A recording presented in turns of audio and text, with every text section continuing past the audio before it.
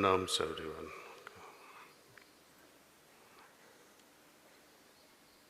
I'm very impressed with the kind of discipline now we are evolving into. Thank you. Thank you.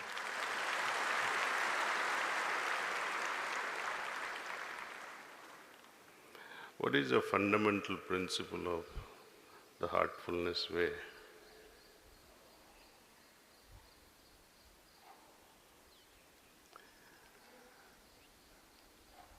Lead a life in such a way that we don't form any impression.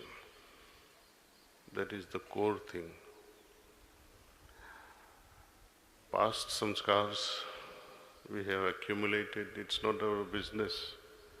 Neither we are able to change our past impressions, past samskars.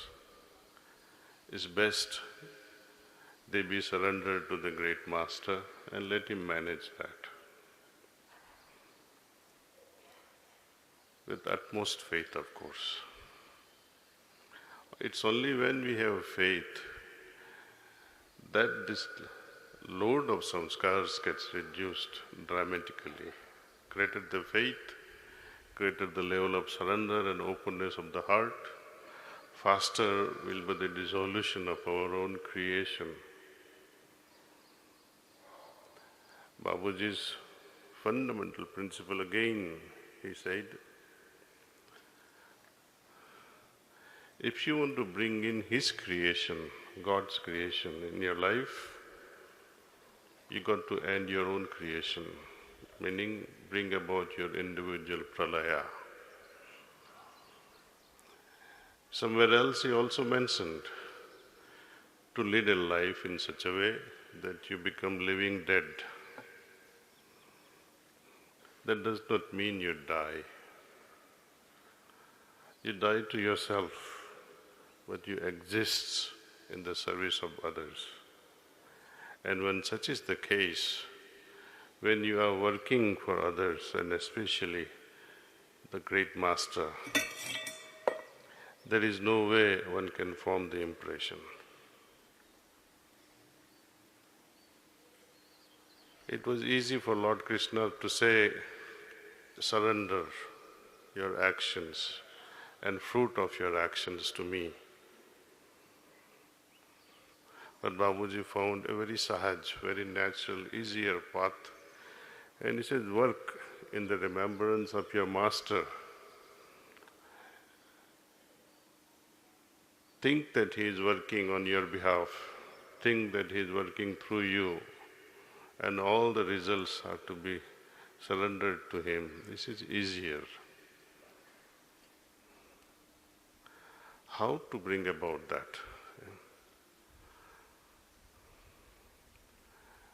When you want to boost your immune system, we take a lot of antioxidants and so many natural things to boost our immunity so that we can fight against various infectious diseases and improve our health. There is only one way to improve our immunity at a spiritual level: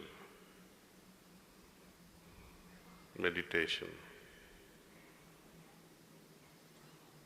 Through meditation, done with this pranavati, with Master's grace, we arrive at a meditative state of mind. And this meditative state of mind becomes increasingly more creative, at the same time remains immune to outside influences. To the extent we entertain more and more of likes and dislikes, to that extent we will go on developing samskaras. Likes and dislikes dissolve when we are in a state of meditative mind. How can we create meditative mind? Not just by closing our eyes and ritualistically meditating, but meditating with joy. It's like meeting your beloved with a lot of joy. Don't take it as one more day of exercise. Even people going to gym for exercise, they're doing it with so much of gusto, they're doing it with so much of joy. But somehow people meditating become more and more serious,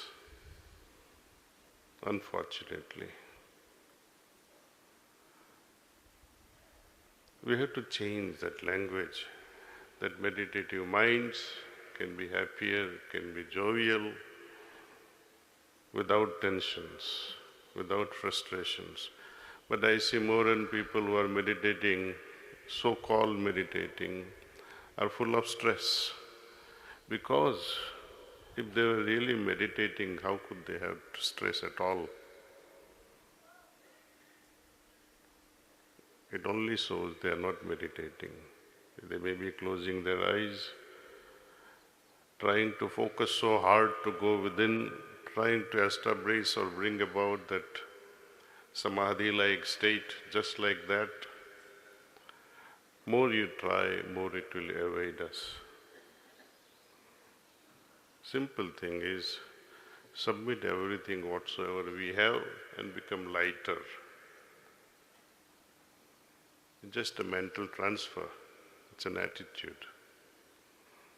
The great Rumi, he said, when have I lost anything? When I was a mineral and became a plant, when I died as a plant and became animal, when I died as an animal, I became human. Where did I lose? This is his philosophy of saying that by dying, no one really loses anything. Individual death is required for the next dimension to happen. Babuji puts it very simply, human becoming humane, becoming divine. Most of us are at a very human level. With all the things that animal does, we also do. We have to become humane with all those positive qualities sages and saints talk about. Become divine, we'll have to destroy our own creation to bring in the divine dimension in our life. And when that happens, at that juncture, multiple things happens. One, you really become true devotee, true disciple of the Master. You can face Master with joy, without any inhibition at that moment. Second thing that happens, or begin to stir up, we create stirs in the divine kingdom at the moment of individual pralaya. We begin to resurface in the brighter world.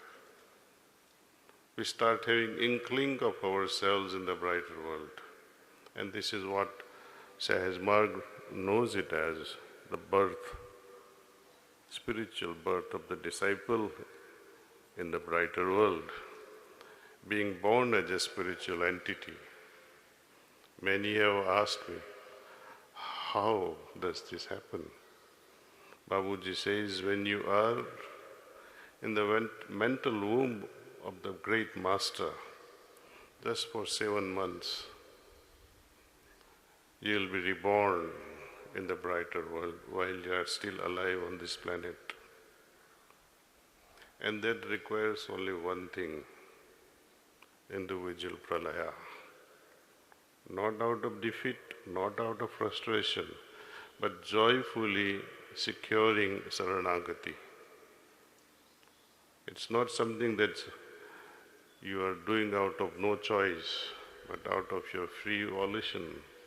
Joyfully dancing, you are moving for this self-dissolution and emerging as a divine personality. So we don't really lose anything in the process. Whatsoever we have to gain is this divine kingdom. But to do this also to get something will be, it will fail us. It's a catch-22 situation. So best is to unload yourself at the feet of the Master and move on. But you must have joyful practice. Time and again, in last few years, I have been requesting, please attend your group satsangs at meditation halls, at your centers. Take individual sittings as many as possible. Try to dissuade yourself from these remote sittings. They are good, they have its role, but they can never be substituted for the direct physical presence. I hope you'll take it to your heart and practice with a lot of joy. Thank you. Thank you so much. Thank you.